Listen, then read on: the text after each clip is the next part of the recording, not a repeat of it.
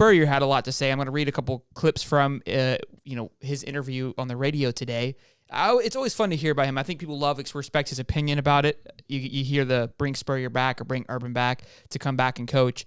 But he had his take on it. And remind you, when Jeb was on, he told us a story why Steve Spurrier left.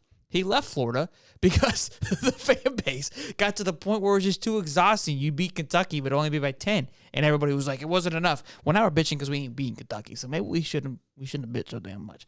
But Spurrier's not going to sit here and bash Billy Napier. He understands the role here and understands how hard it is. So you're not going to get anything too much out of him. But he did say a few things. The big thing says, well, the question kind of like, what is your thoughts? Should he become more aggressive with his offensive scheme? So that was up to him. I mean, you can come out wide open or you can say we got to get the ball to ETN, obviously. Tennessee was our best game. I think he had about 170 yards rushing. So you can't do both. Can't throw it deep 3 times and punt and run ETN. So you got to mix it up. That's what we all try to do. We try to mix up the pass and the run. But I do think we need to toss more deeper balls. You look all over the country, teams are scoring a bunch of points, like Southern Cal the other day in Colorado. I mean, they create plays. When they throw it down the field, they got guys flying around all over the place. I think we do need to air it out a little bit more.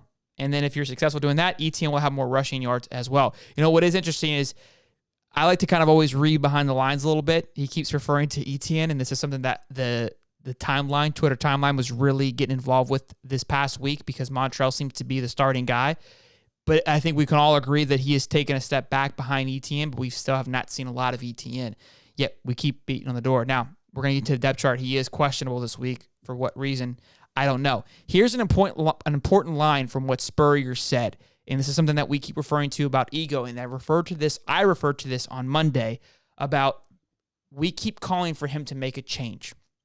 But at the other time, if somebody keeps telling you, hey, you're doing it wrong, or you should do this, or you should do that, but your gut tells you, no, this is the way to do it, I have to just push through it, there's a fine line. At what point do you make an adjustment, or at what point do you, move forward? There's a lot of people that have an opinion on how this show should be ran, right? And they have, Steve, you guys should do this, you should do that. And we kind of had to figure out our own way and believe in ourselves and trust in ourselves. So I think there's a little bit of both. Finding that sweet spot is hard for anybody. But this is what he said. He's done it his whole head coaching career. So I used to always say, if you're offensive coordinator, head coach, play caller, and you're going to get another job, that's the reason you got it, because you're pretty good at doing that. So obviously, we thought he was very good at it as a head coach and as a play caller. That's why we hired him. So I don't think he's going to change anything soon right now.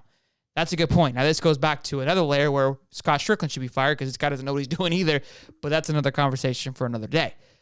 He did even refer to, there's a coach in Eli, the head coach in Missouri, says he gave up play calling, hired him an offensive coordinator. Now they're 5-0, as did Texas A&M Jimbo Fisher by Petrino, and they look to be a lot better as well. And who has the biggest ego out of all of them, besides Lane Kiffin, who owns the ego trophy, I would say is Jimbo Fisher. It's a pissing contest between the two of them. So a kind of a heavy little segment there from Spurrier and his kind of overall perspective of Billy Napier and what he's doing. But the one thing that I really did focus on is, look, we did hire him for this.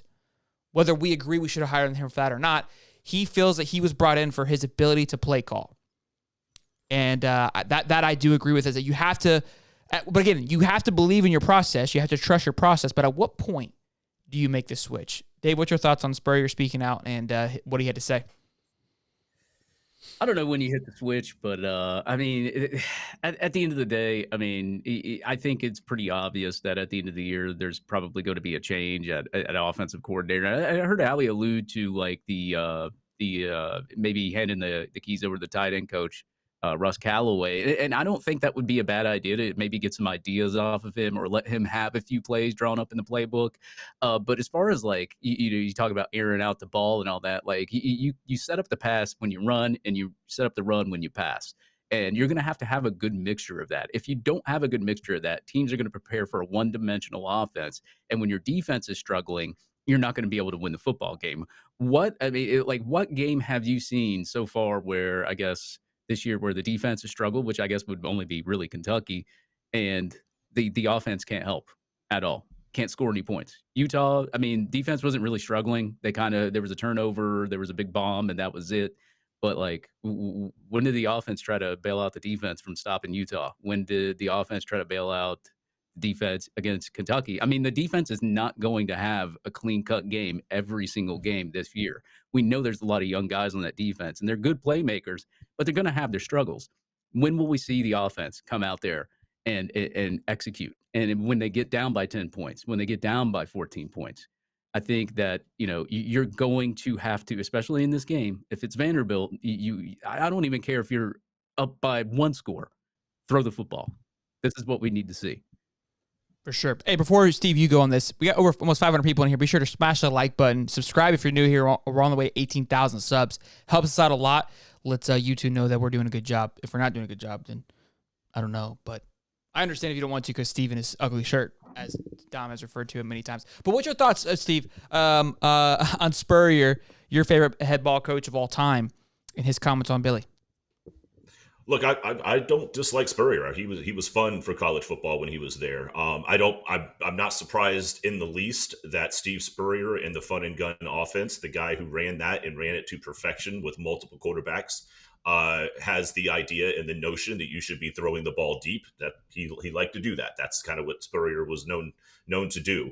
So I'm not too surprised by his ideology and what Napier could do to maybe open things up, but I don't think he's saying it from a standpoint of that's just his natural philosophy towards an offense and how he would run it.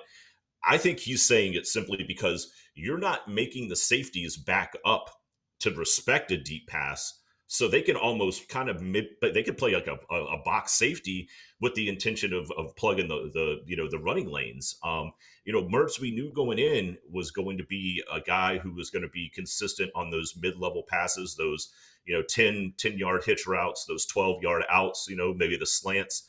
But you got to send a guy on a skinny post and split those safeties from time to time just to keep them back on their heels, so they're not leaning forward at the snap, expecting to charge and try to fill a running gap. You got to keep them on their heels so that they have to respect the fact that, especially with some of your younger wide receivers that are just blazing fast, even if they're just out there as a decoy to just run out there as fast as they can. I don't even care if you throw the ball over their head intentionally. Keep the safeties guessing as to what you're going to do and get them out of the mindset that they're almost, they're playing two steps ahead of where they need to be because they know that Mertz isn't going to take the risk. Again, you don't have to connect on the pass, even if you overthrow it, even if it goes, 2 yards over their head out of bounds. At least they know you'll throw the damn thing. The problem I think we are having right now is even with two really good running backs in Montrell and Etienne, the teams don't have to take that step back. They're not waiting to see what you guys are going to do. They're living inside that 10 to 12 yard passing zone, and when you run the ball, the safeties are already kind of squatting on it. So if for nothing else, just throw the damn thing deep just to make the safeties have to play honest. For nothing else. No, I totally agree. I think you kind of nailed it on the head when you said the safeties are able to creep up a little bit. The breakdown this weekend was phenomenal. I'm going to watch it some more and kind of try to do maybe like a recap because, look, we're calling Billy on a lot. I know Stephen Harris came out, kind of put some blame onto the players. I'm still in the full camp that it is on coaching. But I do want to take a look at the tape because, look, some of the play calling was atrocious at times. There was a great breakdown on Twitter today where it showed 4th and 4 and how we basically just ran slants and just collided everybody. We had Montrell. I mean, the way he breaks it down is absolutely exceptional. But yeah, that's the one where he was talking about potentially having Montrell on the wheel do route. A wheel route, exactly. Else was, you have him on the wheel route. The cornerback either bites or like you have one guy running a streak, him running the wheel route, so the corner either stays with him, which opens up Montrell, forcing the linebacker to come across, which he would have been too slow. If the cornerback bites, you got a streak down up in the middle because they're playing cover one, and you got two guys. I mean, it's exceptional. But there's plenty of times where I watch where Mertz just didn't make the right decision either. Right, which again goes back to my opinion, coaching. When you're watching film, how do you not see those things? Well, the other part of that is look. I mean, he completed the pass. I mean, if you look at that play, because I know exactly the play that you're talking about. No, he did not. He did not. He threw it to Boardingham underneath the It was check short. down. It was short. Of the sticks. He threw it high though. That's too. the problem. He should have never. He shouldn't. But the wide receiver should have. All he had to do was run that route 1.5 yards longer. And not even that. I mean, he was a yard and a half short. That's a wide receiver issue. You know where the sticks are. You shouldn't be going into your route But this goes a yard and a half short of the six. This goes back to me talking about on Monday where I was like, look, if you have a bird's eye view, you should be able to look down and go, hey, Mertz, check cover one. We're going to run, call quick audible, open things up, because you put Boardingham in a slant across, but again, it's crowded. You're putting a young wide receiver who hasn't been playing much across. Was it Boardingham? No, because that was Douglas, excuse me. Douglas across the middle. You're putting a young guy in a high-pressure situation to make a bang-bang play, and Mertz to throw in a tight pocket, when if you just make a quick audible, you got an easy pass, either a wheel route or somebody else, right? And no problemo. So